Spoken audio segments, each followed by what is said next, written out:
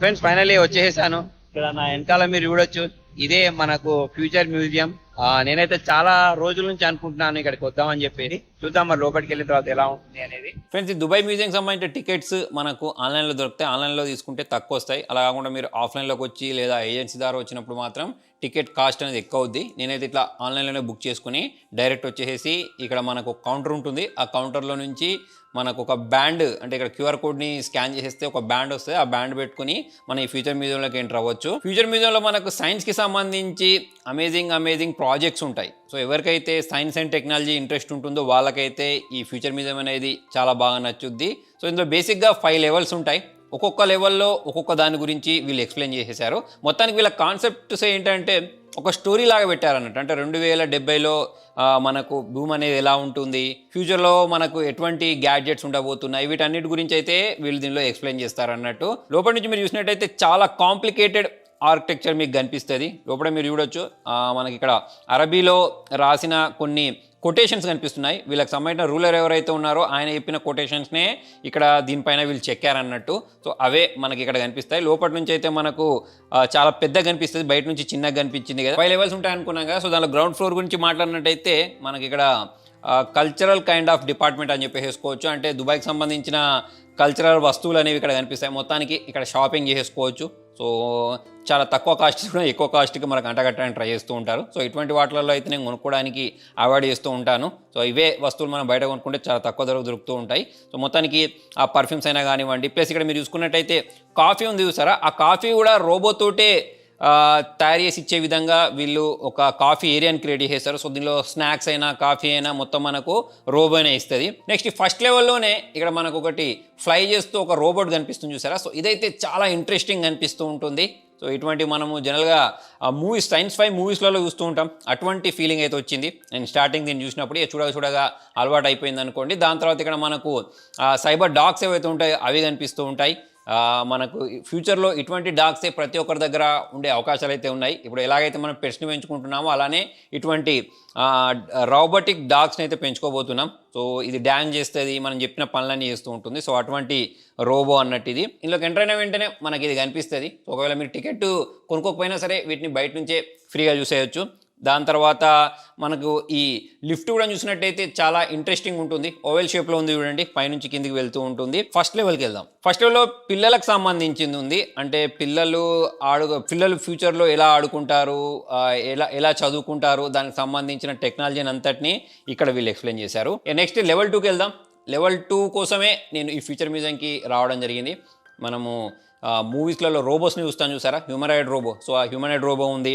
దాని తర్వాత ఇక్కడ మనకు ఫ్యూచర్ కార్స్ ఉన్నాయి, ఫ్యూచర్ సైకిల్స్ ఉన్నాయి. సో అవన్నీ ఇక్కడ ఉన్నాయి. హ్యూమనాయిడ్ రోబో నేను చూసినప్పుడు ఏదో చేస్తాను అనుకున్నా కానీ దీనికంటే బెస్ట్ మనకు చాట్ జీపీటీ ఆన్సర్ ఇస్తుంది. దీన్ని నేను కొన్ని క్వశ్చన్స్ కూడా అడిగాను, కాకపోతే ఏం అడిగినా కూడా నాకు తెలియదు అన్నది. కాకపోతే కళ్ళు మాత్రం కొంచెం హ్యూమన్ లాగా ఉన్నాయి. మిగతా అంతా మనం ఇంతకుముందు ఎప్పుడో ఎస్వి కృష్ణారెడ్డి మూవీలో చూసారా, ఘటోత్కచుడు మూవీలో రోబో చూసారా. సో అలాంటి అయితే నాకు కనిపించింది.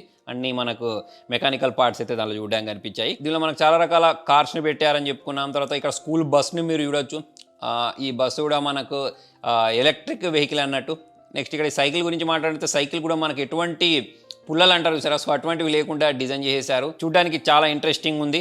ఎలాగో ఇక మనకు ఫ్యూచర్వి కాబట్టి ఆబ్వియస్లీ మనకు ఎలక్ట్రిక్వే ఉంటాయి. కార్ గురించి మాట్లాడినట్టయితే కార్ కూడా ఫ్యూచర్లో ఎలా ఉంటుందో అది చూపిస్తుంది. దానికి సంబంధించిన డీటెయిల్స్ అనేవన్నీ ఇక్కడ వాళ్ళు మెన్షన్ చేసి పెట్టారు. అది ఎంత ఫాస్ట్గా వెళ్తుంది, ఎన్ని కిలోమీటర్లు వెళ్తుంది, అవన్నీ అక్కడైతే ఉన్నాయి. నెక్స్ట్ నాకు బాగా నచ్చింది ఈ జెట్ గ్రావిటీ సూట్.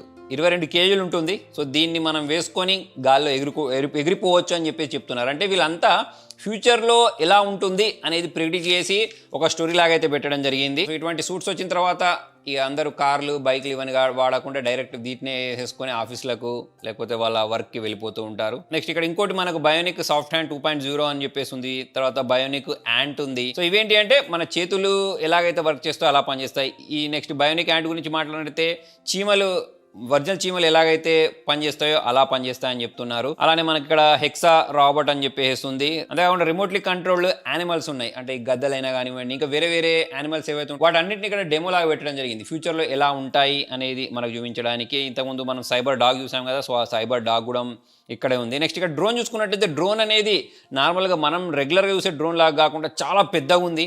ఎవరైనా ట్రాఫిక్లో ఇరుక్కున్నా లేకపోతే ఏదైనా కార్ని కూడా లిఫ్ట్ చేసేంత పెద్దగా ఉంది ఇది. సో ఎవరికైనా మెడికల్ ఎమర్జెన్సీ కావాలన్నా వాటన్నిటిని మనుషులను లిఫ్ట్ చేయడానికి కూడా దీన్ని యూస్ చేయొచ్చు, అంత పెద్దగా అయితే ఉంది. నెక్స్ట్ నాకు బాగా అనిపించింది ఇక్కడ ప్లాస్టిక్ రీప్లేస్మెంట్ కోసం నాట్ ప్లాని పెట్టారు చూసారా. సో ఇదన్నట్టు అంటే ఇన్ ఫ్యూచర్ మనము ఇప్పుడు ప్లాస్టిక్ని ఎలాగైతే వాడుతున్నామో దీన్ని అలా వాడబోతున్నాం. కాకపోతే ప్లాస్టిక్ అనేది మనకు భూమిలో కలిసిపోదు కదా, కాకపోతే ఇది డీగ్రేడ్ అవుతాయి అన్నట్టు. ఈ నాట్ ప్లా అనేది డీగ్రేడ్ అయిపోతుంది. సో ఈ మెటీరియల్ తోటి యూజ్ చేసే వస్తువులనే మన ఫ్యూచర్ మనం వాడతాం అని చెప్పేసి అయితే ఇక్కడ వీళ్ళు చెప్తున్నారు. నెక్స్ట్ ఇక్కడ మెటల్ జాకెట్ ఉంది చూడండి. ఈ మెటల్ జాకెట్ 65% కాపర్ తోటి తయారు చేసింది అన్నట్టు. అంటే ఇప్పుడు మనకు మొన్న మధ్య కరోనా వచ్చింది చూసారా, ఆ కరోనా వచ్చినప్పుడు విచిత్రమైన వైరస్లు బయటకు వస్తుంటాయి సార్, వాటిని తట్టుకునే విధంగా వైరస్ రెసిస్టెంట్ జాకెట్ అని చెప్పేసుకోవచ్చు. నెక్స్ట్ ఇక్కడ చైర్లెస్ చైర్ 2.0 ఉంది. అంటే మనం కూర్చొని వర్క్ చేసిన తర్వాత మనకు బ్యాక్ మీద పెయిన్ పడుతుంది, మొత్తానికి మన బాడీ అనేది మన కంట్రోల్ లేకుండా రకరకాల పెయిన్స్, రోగాలు, జాయింట్ పెయిన్స్ అవన్నీ వస్తున్నాయి సరే. సో వాటికి